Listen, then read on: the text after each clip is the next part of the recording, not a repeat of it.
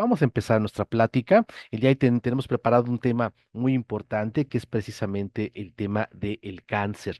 Pero para poder tratar este tema tenemos que hablar de lo que nosotros llamamos la teoría metabólica del cáncer para poder saber a qué alcance vamos a poder tener nosotros con nuestro equipo. De ninguna manera nuestra intención es de que la gente, porque me hicieron esta pregunta en un comentario, ¿no? De ninguna manera nosotros no buscamos sustituir ningún tipo de tratamiento, por el contrario, lo que buscamos es coadyuvar, ¿verdad? Aun cuando sabemos que los tratamientos para cáncer de forma común, ¿verdad? Estoy hablando de una quimioterapia, estoy hablando de una radioterapia. eh, Desafortunadamente son técnicas muy agresivas. También yo les puedo decir que también salvan vidas. Me explico, o sea, sí es verdad. Dicen es que una quimio es como bombardear tu casa, ¿no? Para espantar o para acabar con murciélagos que se metieron, ¿no? Sí, yo estoy completamente de acuerdo en la analogía, pero también entiendo que gracias a eso también muchas personas se han salvado, ¿no? Por eso es que nosotros, por lo menos su servidor, ¿verdad? Apelamos mucho a lo que llamamos medicina regenerativa, medicina integrativa, ¿verdad? Buscamos precisamente que varios modelos pues puedan estar involucrados en la recuperación y dentro de ese modelo, la rehabilitación y la aparatología pues van a jugar un papel muy importante, ¿de acuerdo?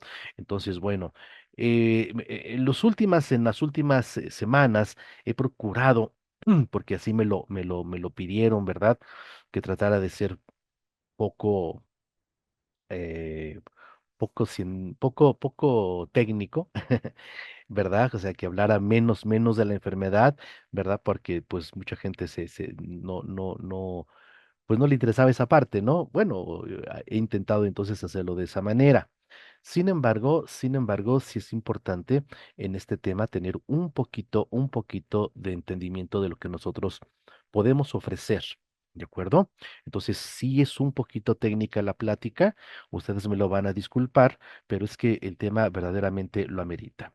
Y lo amerita porque efectivamente, se los mencionaba la semana pasada, hay que entender que tenemos ya suficiente evidencia, ¿verdad?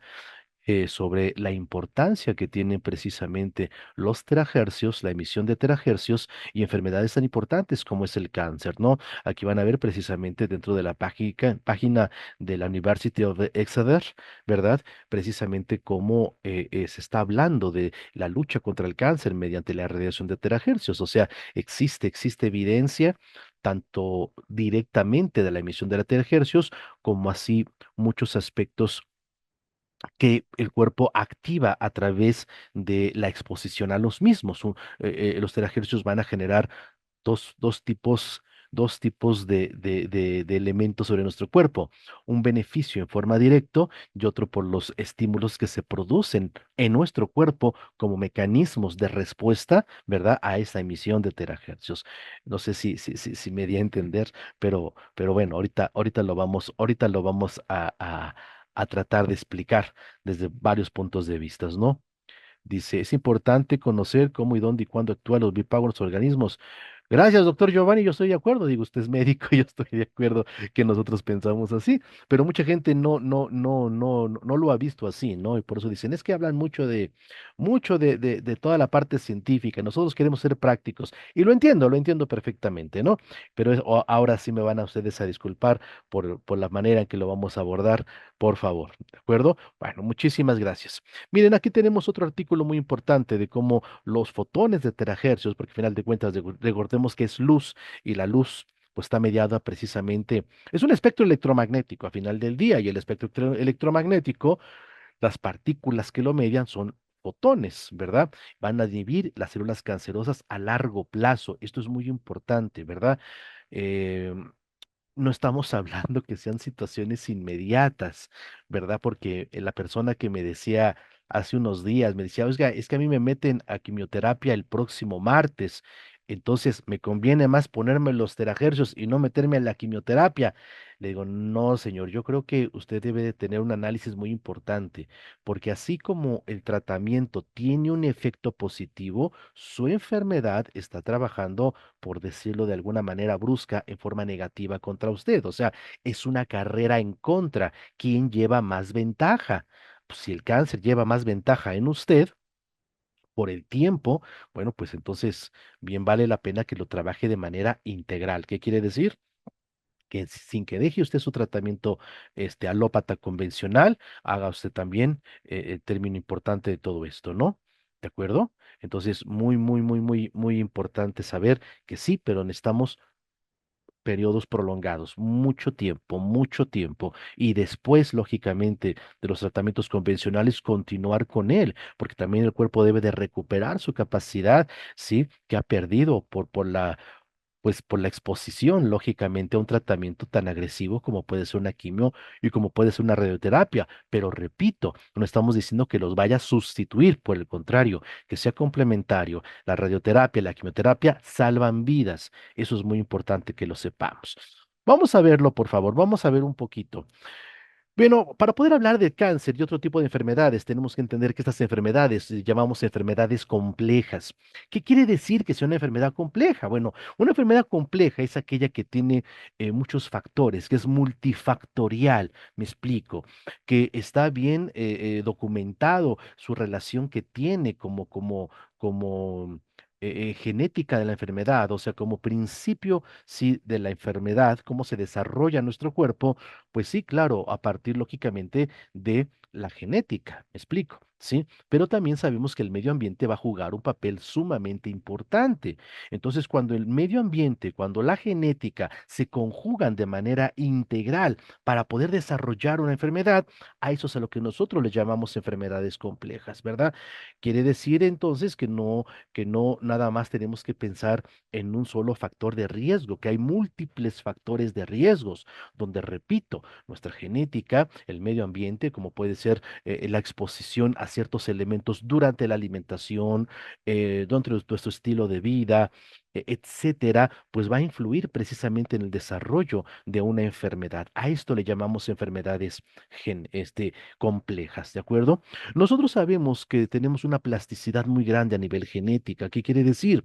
Todos nosotros compartimos el 99.9% de los genes, ¿no? O sea, genéticamente es prácticamente como especie, pues todos somos iguales, todos, ¿verdad? Sin embargo, ese 0.1%, ¿verdad? Marca una diferencia que nos va a dar ciertas particularidades, tanto particularidades, ¿verdad? De funcionamiento como de expresión física, a lo que nosotros le llamamos precisamente el fenotipo.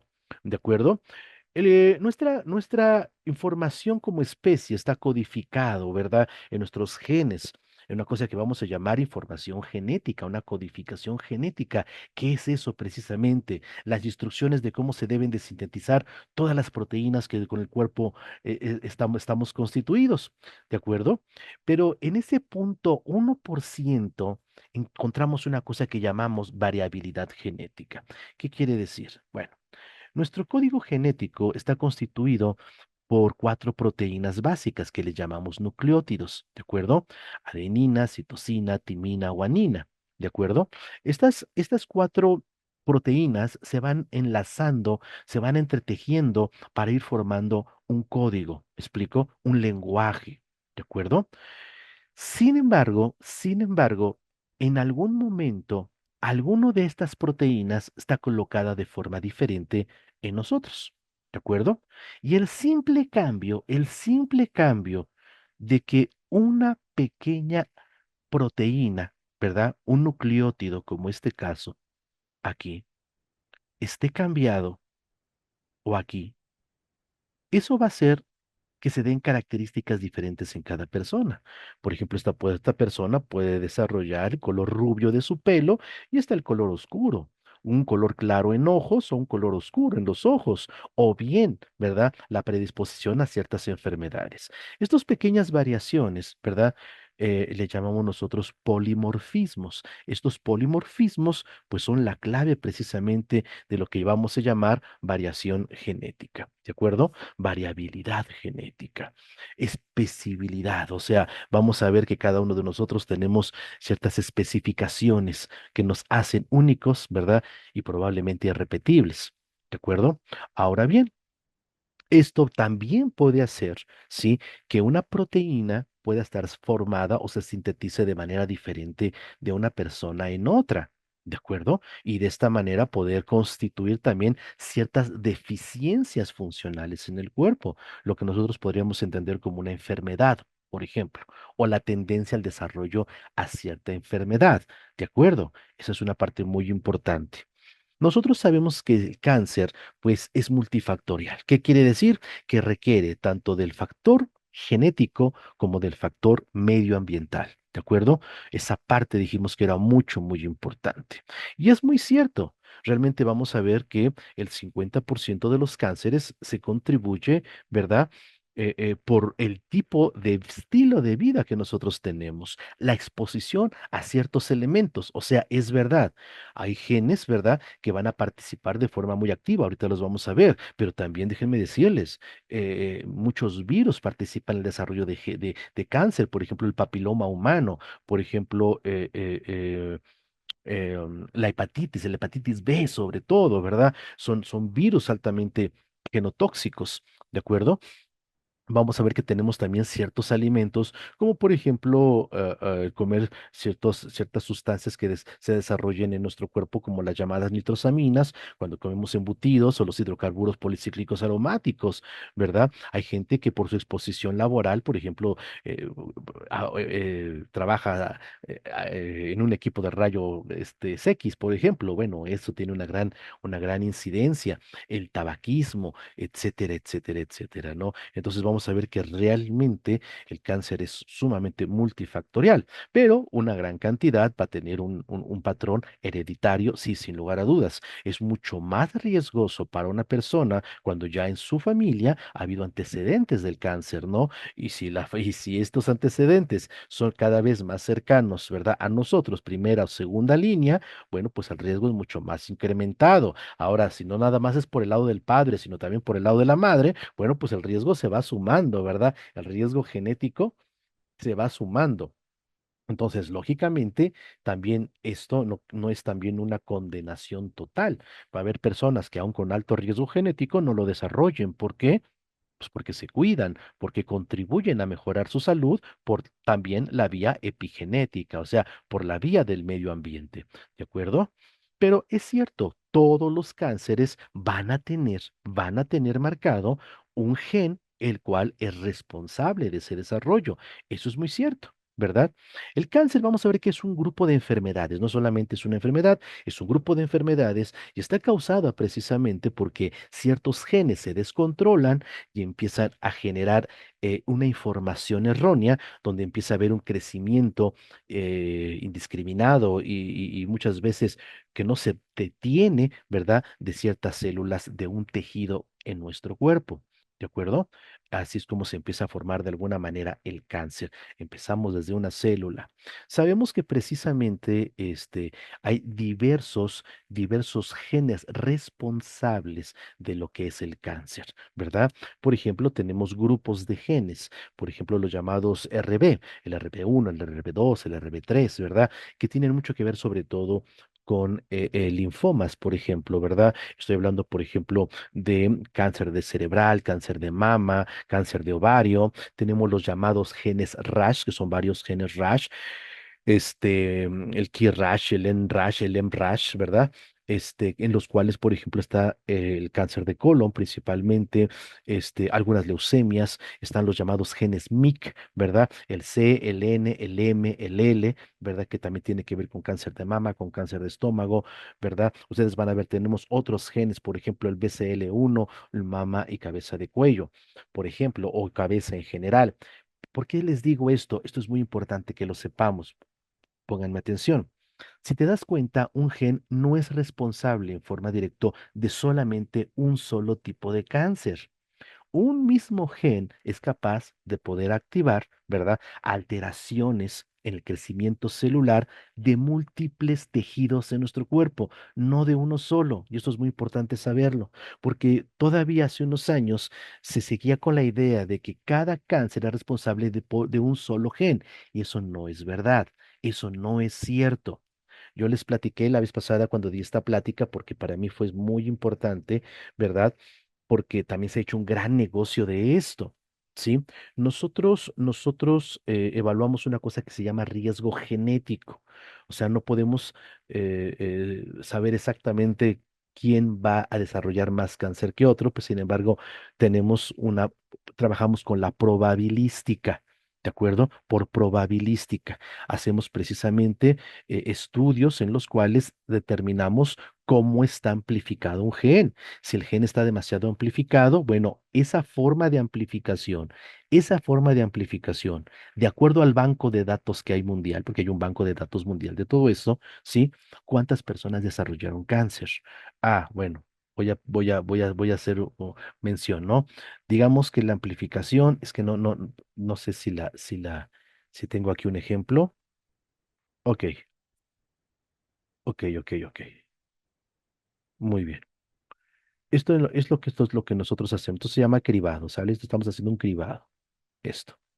Entonces, de acuerdo a cómo están amplificadas ciertas zonas, como esta que está muy grande, como esta que está muy grande, como esta que está muy grande, de acuerdo a estas características, ¿cuántas personas con características similares desarrollaron cáncer? Entonces vamos a decir, pues mira, desarrollaron cáncer 100 en 1000. De 1000 personas que tenían estas mismas características, solamente 100 lo desarrollaron. Entonces decimos, bueno, pues tiene un riesgo del 10%. No es un riesgo alto, es de bajo riesgo. Pero si tenemos 700 en 1000, no, pues es muy probable que desarrolle cáncer. Es muy probable que desarrolle cáncer, ¿sí me explico? A eso se llama riesgo genético. ¿De acuerdo? Entonces resulta ser que empezaron a hablar sobre de esto de forma muy pública, ¿no? Tanto así que, por ejemplo, el riesgo de cáncer de mama, que es un cáncer muy mortal, sobre todo en Latinoamérica. Latinoamérica, México, por ejemplo, somos un país donde la primera causa de muerte entre mujeres es precisamente el cáncer de mama, una enfermedad que no debiera de existir. Entonces lo que hacía la gente es que si tenía un alto riesgo genético, pues se quitaba las mamas, lo que pasó, por ejemplo, con Angelina Jolie, ¿no? Una artista, ¿verdad? O yo veía, por ejemplo, un programa de televisión de Discovery Health que se llamaba así, Mis mamas o mi vida. Una señora que se hace su prueba de riesgo genético, sale con altas probabilidades de desarrollo de cáncer, no tiene el cáncer, tiene altas posibilidades. Me explico. Su madre murió de cáncer de mama, su abuela muere por cáncer de mama, lo cual lógicamente incrementa el riesgo. Entonces ella decide quitarse las mamas, ¿verdad? ¿Para qué? Pues para no desarrollar cáncer, ¿verdad? Pero sí, es verdad. Puede que no desarrolle cáncer de mama, pero puede desarrollar cáncer de otra cosa, cáncer cerebral, cáncer de ovario, de glándulas salivales, de colon. ¿Por qué? Porque los mismos genes que activan un cáncer pueden activar otros tipos de cánceres. Entonces, este juego genético y comercial que se hizo, perdón, no tiene verdaderamente un sustento de verdad. Entonces, hay que tener mucho cuidado con las llamadas pruebas de factores de riesgo. ¿Me explico? Aunque ustedes no lo crean y ustedes pueden escuchar que hay muchas pruebas de factores de riesgo para la obesidad, para la enfermedad cardiovascular, perdón, no, discúlpenme, son tonterías, son tonterías. En ese tipo de cosas estamos todavía muy poco avanzados, no nos dejemos engañar, ¿de acuerdo? Entonces vamos a ver que realmente nuestro cuerpo tiene la capacidad de autorregenerarse. Claro, por supuesto, cualquier error que haya en el cuerpo lo puede reparar, pero para eso va a necesitar órdenes, va a necesitar ciertos genes. El problema es que muchos elementos, muchos estímulos pueden hacer que estos genes que son para repararse, pues estén suprimidos. Entonces, si una célula está dañada, y no existe la información para que esa célula se destruya, pues la célula sigue mutando y sigue generando nuevas células similares a ella y el problema sigue gestándose. Entonces, a eso le llamamos nosotros protooncogenes, ¿verdad? Dice, lo que más me interesa, sí la entiendo, Delia. Dice, Delia, lo que más me interesa es cómo ayuda al bipago a una persona. Pues déjeme llegar allá. Apenas estoy empezando la plática. Entonces vamos a ver que precisamente necesitamos que se supriman que esos genes que nos ayudan nosotros a defendernos, pues estén activos. Porque muchas sustancias lo que hacen es que los inactivan. Y entonces el cuerpo ya no tiene manera de defenderse. Esa es la parte esencial y implicada. Ahora, desafortunadamente, repito, hay muchas causas por las cuales se van a desarrollar este tipo de aspectos, ¿verdad? También vamos a ver que dentro de nuestro material genético, a eso se llaman cromosomas, pues puede que una partecita de un cromosoma se salga y se pegue en otro, y uno dice, ah, caray, ¿dónde está? Bueno, pues eso se llama precisamente transcolocaciones y tenemos una gran también cantidad de transcolocaciones por todo ello. Entonces, sí, es verdad. ¿Qué es lo que hace que los genes muten, que los genes cambien? Sí, efectivamente, la influencia en la acción de materiales mutagenésicos o de elementos mutagenésicos, como es el caso de los radicales libres. El problema de la interacción con radicales libres, pues es que desafortunadamente, todo lo que nosotros estamos expuestos, pues desafortunadamente nos puede producir un estímulo para ello, ¿verdad? Estos agentes oxidantes desafortunadamente pueden dañar esa configuración que yo hablaba del lenguaje, ¿verdad? Del lenguaje, fracturarla y entonces se detiene la función enzimática. ¿De acuerdo? A este proceso nosotros le llamamos carcinogénesis, ¿verdad? Que va por etapas, factores en los cuales va iniciándose la progresión y por supuesto el estado invasivo. Esto es lo que llamamos la teoría convencional del cáncer. ¿De acuerdo? ¿Sí? Muy bien. Pero, ¿qué pasaría si no fuera la única causa por la cual existe el cáncer? ¿De acuerdo? Y aquí es donde nace lo que nosotros vamos a entrar, que es la teoría metabólica del cáncer. ¿De acuerdo? En esta teoría metabólica, ¿sí? Pues se está planteando un efecto diferente. Por eso dice el doctor Siegfried, que es uno de los que actualmente funge como figura, ¿verdad?, de relevancia médica para este entendimiento, ¿sí? O sea, todo lo que hemos considerado un dogma, ¿no? Y eso es refutable. Por eso es que bajo la teoría convencional, la teoría genética del cáncer, no hay otra solución.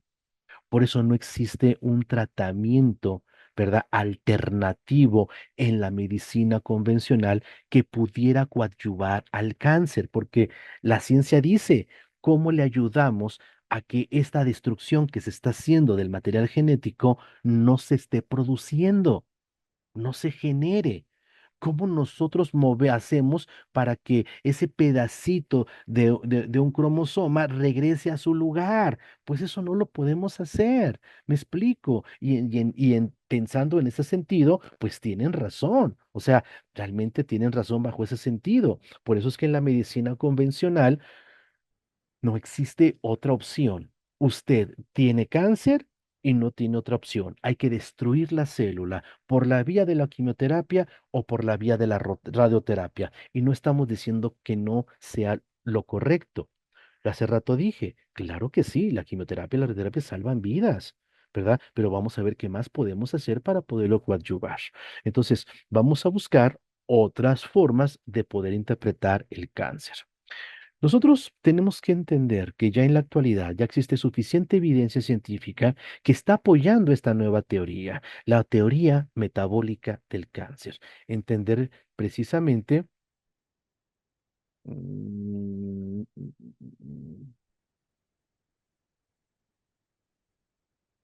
ok, me están pidiendo grabar la clase, pero pues yo no decido eso. Ay, ay, ay, ay. Bueno, muy A bien. ver, doctor, parece que hubo algo ahí, ¿verdad? En la grabación, Sí, perdón. sí, sí, sí, A ver, sí. permítame. Ahí está,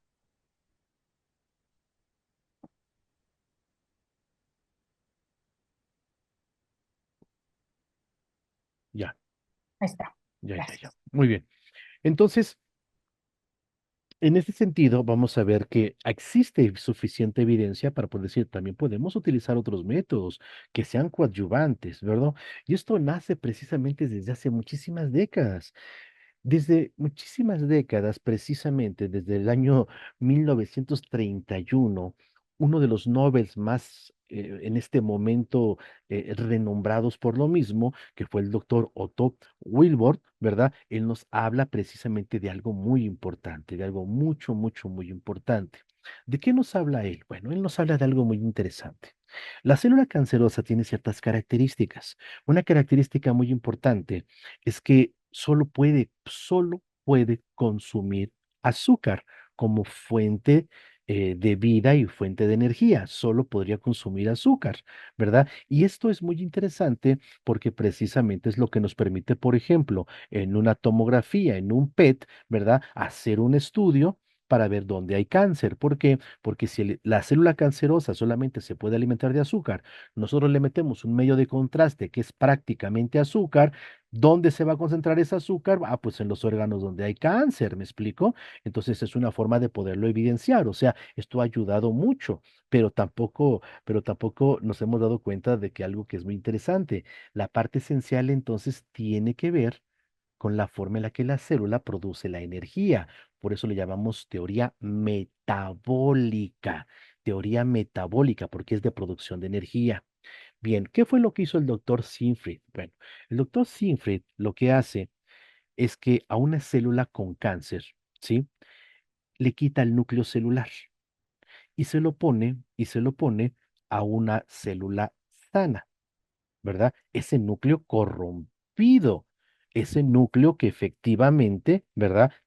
Estaba con esas mutaciones, ¿verdad? Pregunta, ¿la célula desarrolló cáncer? No, la célula se suicidó. ¿Me explico?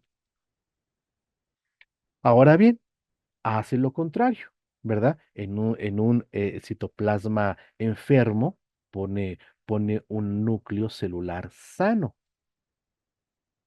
Conclusiones, no se volvió cancerígeno, no se volvió cancerígeno. Entonces quería decir una cosa muy importante.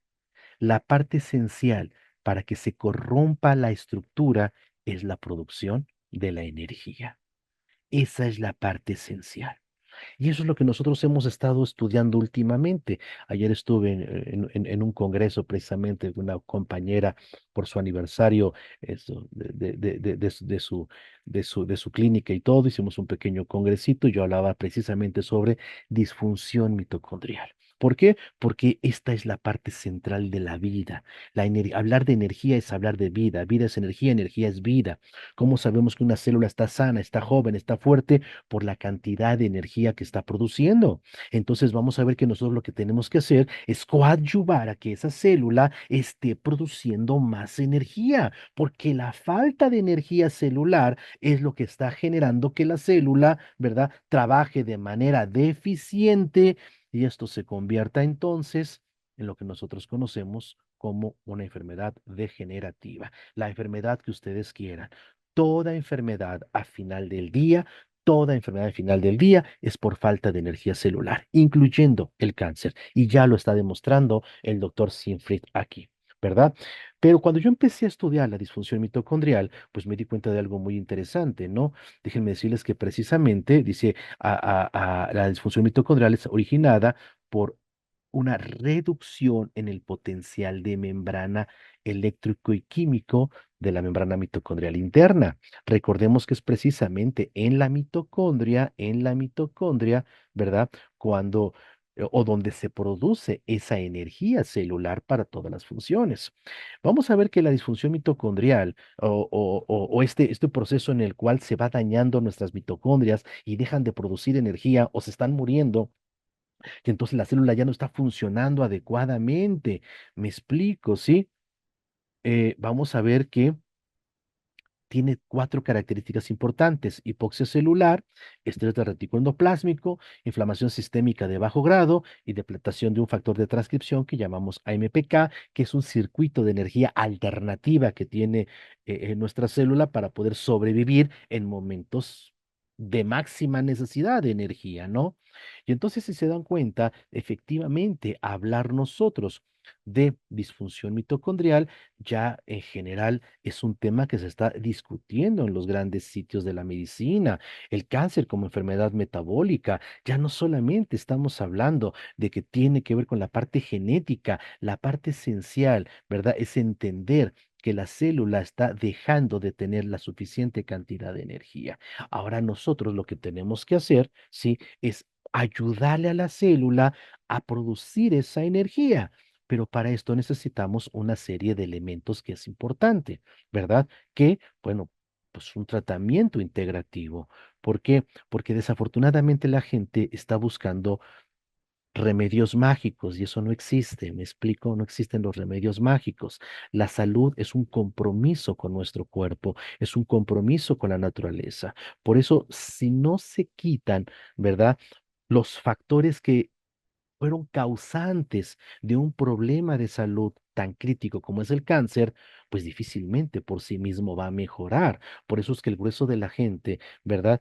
Que recae o que generalmente no mejora con los tratamientos convencionales, pues tiende desafortunadamente pues a seguir desarrollando su problema porque la parte esencial no la cambia. ¿Y cuál es una de esas partes esenciales? Pues primero, la alimentación. O sea, tenemos que cambiar la alimentación de raíz, pero a veces la gente no lo termina de entender. A mí hay mucha gente que me dice, oiga, ¿y por cuánto tiempo? ¿Por cuánto tiempo voy a hacer esta dieta? Hija, es que esta dieta es la que usted tenía que haber llevado de toda su vida. ¿Me explico? Esta dieta es para toda su vida.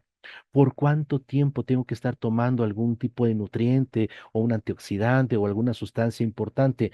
Pues por muchísimo tiempo. O sea, este tipo de elementos, recuerden, tienen que ser, sí, a largo plazo. Ya vimos al inicio de esta plática. La aplicación de los terahertz, ¿van a apoyarlos? Sí, claro, nos van a apoyar, pero tienen que ser tratamientos de largo plazo, ¿verdad? Y que pueden ser integrativos. ¿Qué quiere decir? Que se pueden integrar a un tratamiento convencional. Esa es la parte esencial, ¿de acuerdo? Entonces, si ustedes me lo permiten, ¿verdad? Vamos a empezar a hablar un poquito de eso. Me voy a saltar una parte porque, este, para no hablar tanto rollo técnico, me voy a saltar toda esta parte, ¿verdad? Pero lo que sí es importante saber que necesitamos entender algo que es mucho, muy importante. Uno, el cáncer, ¿por qué la célula cancerosa solamente puede consumir azúcar? ¿Por qué? Ah, por algo muy importante. Porque el azúcar necesita muy poco oxígeno para quemarse. Y una cosa muy importante que hemos demostrado que hay en el cáncer es que hay hipoxia celular. ¿De acuerdo? Hipoxia celular. No hay suficiente entrada de oxígeno, ¿sí? A la célula, por lo tanto no se puede quemar completamente. Por eso es que ni siquiera se puede quemar completamente la glucosa. Si la glucosa no se quema completamente, bueno, pues se está produciendo mucho ácido láctico, está produciéndose mucha acidez dentro de la célula. Hay quien dice, es que la célula cancerosa vive en un medio ácido, no, no es que viva en un medio ácido, lo está produciendo, me explico, ¿sí? Precisamente y la causa principal es porque no se puede quemar completamente la glucosa, porque hay muy poco oxígeno. Entonces lo que nosotros tenemos que hacer, mira, aquí vamos a ver precisamente otros artículos que nos van a hablar de hipoxia y de cáncer o de tumores, porque eso es lo que se ha encontrado. Entonces, los terahercios van a ser precisamente una emisión de luz muy importante que son parte del infrarrojo lejano, ¿sí? Y que son sumamente útiles para mejorar una cosa que nosotros estamos viendo. ¿De qué depende la entrada de oxígeno hacia la célula? Ah, pues va a depender precisamente de cómo esa membrana celular permita el paso de oxígeno. Y ahí es donde van a actuar precisamente, o una de las partes donde va a actuar la terapia. ¿De acuerdo? En recuperar precisamente lo que llamamos potencial de acción, y en este potencial de acción, pues vamos a mejorar precisamente, sí, la captación de oxígeno, y con esta captación de oxígeno, pues vamos a empezar a producir mayor cantidad de energía. Por eso las células que tenían ¿verdad? Un citosol, o sea, donde están, donde están las mitocondrias, y era sano, o sea, había mucha energía en esa célula, aunque le cambiaron el núcleo, ¿verdad? Que estaba canceroso, la célula no continuó con ese proceso porque tenía suficiente energía para mandar, activar y reparar lo que esa célula tenía dañado. Ese fue el secreto. En cambio, en el primer caso, ¿verdad? Donde a la célula se le pone, ¿sí? Un núcleo, dañado, ¿verdad? Pues la célula tiene suficiente energía para mandar matar, sí, a la propia célula. ¿Por qué? Pues porque tiene que activar sus mecanismos de autorreparación. ¿Me explico? Entonces, esa es la parte esencial. Cuando ustedes me preguntan a mí, ¿cómo podríamos nosotros definir la acción que tienen los terahercios, el equipo en nuestro cuerpo? Bueno, pues yo les voy a decir, la parte esencial no es solamente que caliente el tejido, ¿no? Porque decimos es que el infrarrojo va a tender a calentar el tejido. Yo creo que es mucho más que eso. ¿Por qué? Porque recordemos que nosotros estamos trabajando con un equipo que tiene una disposición híbrida, o sea, que trabaja tanto con la parte del infrarrojo lejano, que son los terahercios, como con el fenómeno térmico, o sea, ese calor intenso. Pero ese calor es bueno o es malo. Bueno, el punto más importante es saber que no es un calor cualquiera, es un calor profundo, penetrante y sostenido. Y esto es lo que en general va a activar los mecanismos de autorreparación que nuestro cuerpo requiere.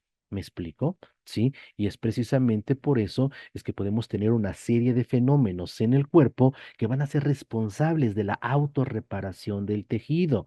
No es en sí que la emisión de terahercio nos ayude, es que es un estímulo para que el cuerpo active mecanismos de autorreparación.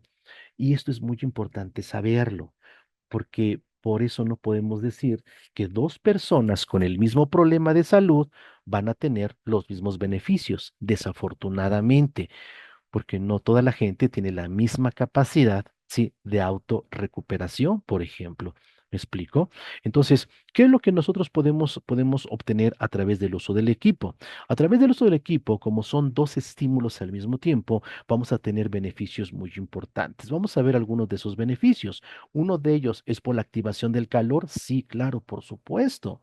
En toda la historia de la humanidad, el calor ha jugado un papel importante como medio modulador para la salud. ¿Verdad? ¿Por qué? Pues porque lógicamente nosotros somos seres o seres vivos con un aspecto termodinámico, que quiere decir, ¿verdad? Que la producción de energía va a ser fundamental y que por supuesto el calor es una forma de expresión que tiene la energía. ¿Verdad? Vamos a ver cómo hay estudios, como por ejemplo el doctor Velo y el doctor Sotolongo, ellos se dan cuenta que al cambiar el medio, ¿sí? Donde existía un tejido canceroso a través de infrarrojo lejano, que es el tipo de emisión que nosotros tenemos, pues, ¿qué crees? La célula cancerígena empezaba lentamente a morir cuando se aumentaba la temperatura. ¿Por qué? Porque lógicamente para que la célula genere un proceso de homeostasis debe de tener suficiente energía, pero como no la tiene, pues entonces la célula no tiene la forma de continuar viviendo. ¿Me explico? Y esto es muy interesante. El doctor Satsamura, precisamente, ustedes aquí estaban viendo parte de su tratamiento, él empieza a trabajar, ¿verdad? Con infrarrojo lejano incorporado a su medicina tradicional, porque aunque él es un médico internista muy bien afamado, ¿verdad? Pero ellos no dejan de trabajar su medicina de forma integral, o sea, en Oriente se trabaja a la par, tanto la alopatía como la medicina del Extremo Oriente, acupuntura, etcétera, ¿no? Y bueno, pues los resultados que él empieza a desarrollar, ¿sí? Bueno, pues son sumamente prometedores. Él precisamente, ¿verdad? Se da cuenta que con la emisión de irradiación de terahercios, ¿verdad? Puede mejorar, ¿sí? La muerte celular en algunas partes de tejidos. ¿De acuerdo? Y esto es sumamente interesante. Pero es que el calor por sí mismo va a generar esta acción. Aquí tenemos los trabajos de la doctora Stephanie Swift, la cual nos dice, es que realmente los beneficios del calor se nos pasaron por alto en la medicina, ¿no? La llamada hipertermia. ¿De acuerdo? Entonces vamos a ver que es cierto. La hipertermia está científicamente probada de que tiene beneficios y que puede alcanzar beneficios importantes contra el cáncer. Me explico, ¿no? Miren, aquí vemos otro artículo sobre hipertermia en el tratamiento de cáncer, ¿no? Otro, el propio Instituto Nacional de Cáncer en México nos habla de cómo la terapia de hipertermia está bien documentada para tratamiento de cáncer. Entonces, estamos utilizando este gran elemento que nos proporciona el equipo. Pero, ¿por qué sucedería eso? Ah, es que cuando el cuerpo tiene una exposición a un calor intenso, ¿verdad? Las células entran en estrés, eso se llama estrés calórico. Y cuando son irradiadas, sé por radiación, como el caso de los terahercios, entran en estrés radiónico y la célula se puede morir, pero las células no se quieren morir. Entonces, para poder sobrevivir, se sobreexpresan, liberan una proteína que se llama proteína de shock térmico. Estas proteínas de shock térmico son unas proteínas de ensamblaje, hacen que los tejidos no se estén degradando, activan mecanismos muy importantes para la sobrevivencia de la célula.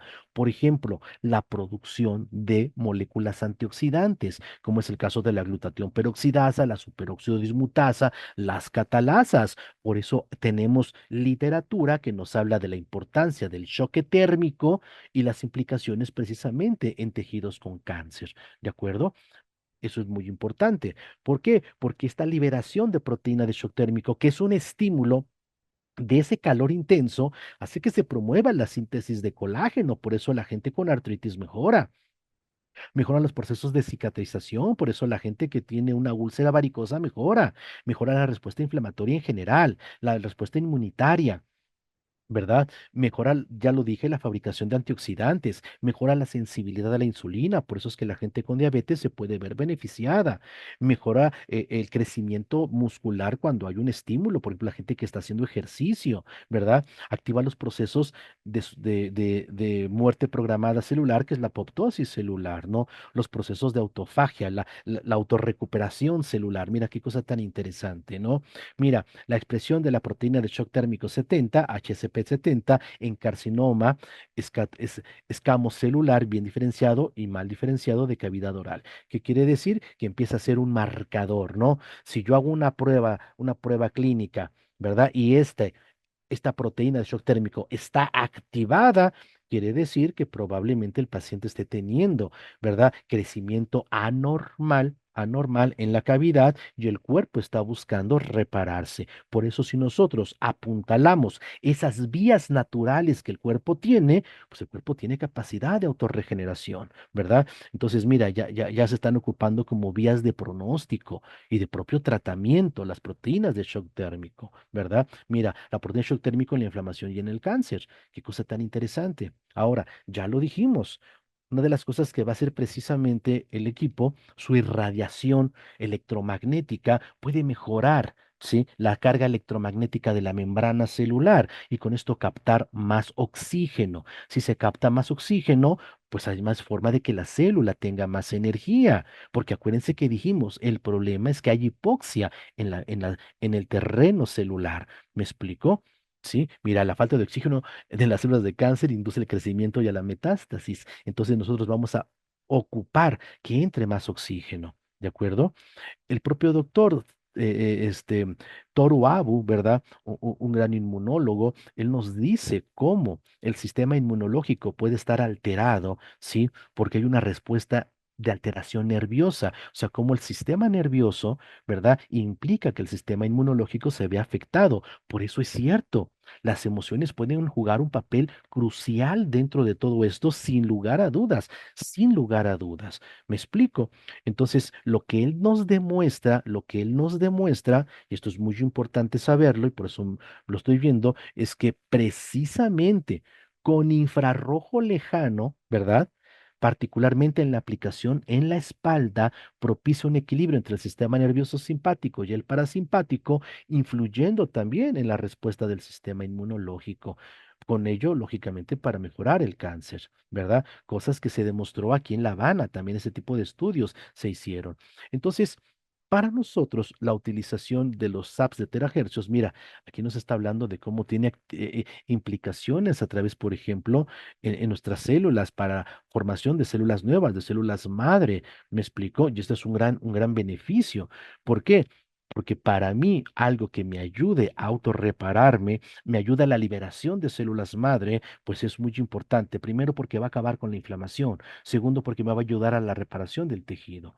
¿Me explico? Entonces, células madre y cáncer, hay un vínculo sumamente importante. Más células madre, mejoría en el cáncer, pero el equipo es capaz de que el cuerpo se propicie para que se fabriquen células madre. Mira, estudios sobre células madre y cáncer. Entonces, ¿qué podríamos decir nosotros en general de los beneficios que tiene el equipo? Bueno, de los beneficios que tiene el equipo es precisamente uno, ¿verdad? Mejora la captación de radicales libres, mejora el flujo sanguíneo, mejora lógicamente la curación, mejora la respuesta inmunitaria, facilita la entrada de oxígeno a las células. Y con esto va a haber más energía, por eso es que el sistema inmunológico se pone a trabajar, la reparación de los tejidos empieza a mejorar al ver más energía, por ejemplo, a nivel cardíaco, porque entendamos, el equipo trabaja en todo el cuerpo, ¿verdad? Por eso el cuerpo puede tener múltiples beneficios en su aplicación. Aquí lo importante va a ser algo interesante. Yo tengo aproximadamente, ¿sí? Pues ya casi 25 años trabajando con con esta teoría. ¿Cómo? Aplicando un mecanismo para que el cuerpo tenga más energía. Y nosotros, claro que hemos tenido muchísimos efectos. Vea usted, por ejemplo, este caso de cáncer a los 3 meses, a los 6 meses, a un año. O sea, estamos demostrando que si le damos más energía a la célula, el cuerpo se puede autorreparar. Ahora, ¿de qué va a depender? Pues de que el cuerpo tenga capacidad para poder hacer esto. ¿Me explico? Entonces, vamos por buen camino, o sea, vamos por buen camino. Aquí vemos otro caso de carcinoma mamario y cómo se va recuperando. Claro, pero que aquí, cuál fue la parte central de nosotros? Pues la parte central de nosotros fue precisamente, uno, la dieta. Esa fue como que la parte muy interesante. ¿De acuerdo? Déjenme ponerles porque no sé por qué no está aquí. No sé por qué no está aquí. La técnica de aplicación. Según yo sí la había, según yo sí la había puesto. No sé por qué no está aquí, pero vamos a ver un poquito la técnica que yo generalmente recomiendo para el tratamiento. ¿De acuerdo? Bueno. Yo lo voy a hacer en 3 pasos, que es muy importante. Yo siempre empiezo dándole terapia al paciente desde la cabeza hasta los pies, ¿verdad?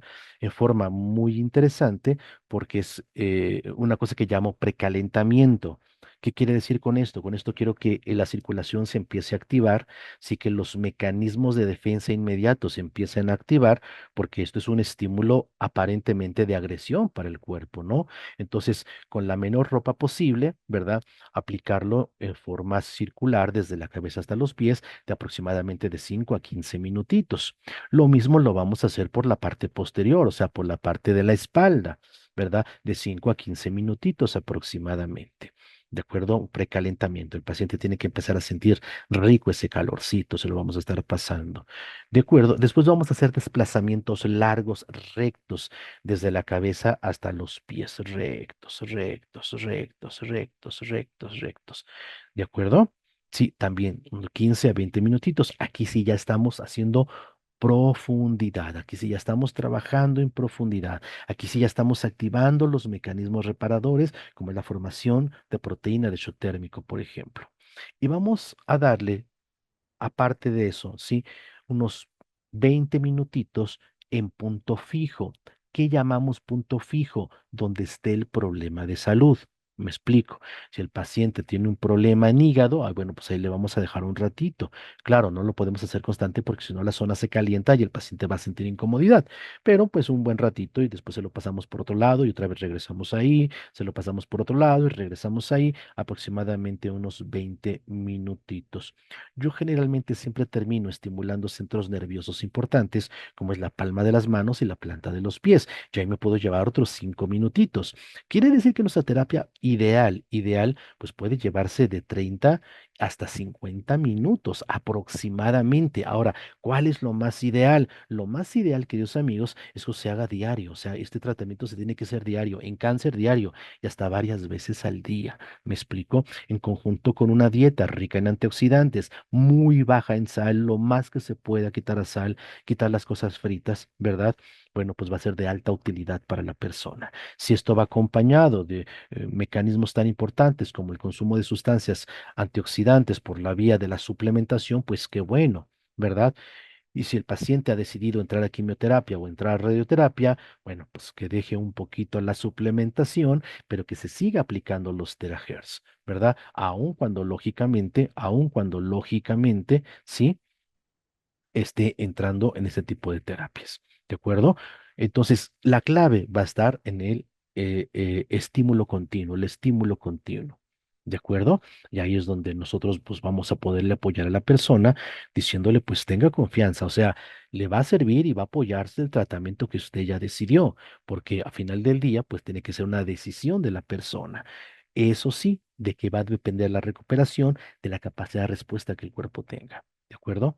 Siempre buscando, pues, ser lo más honestos posibles, ¿no? Siempre la parte de la honestidad va a jugar un papel mucho, mucho, muy importante. ¿De acuerdo?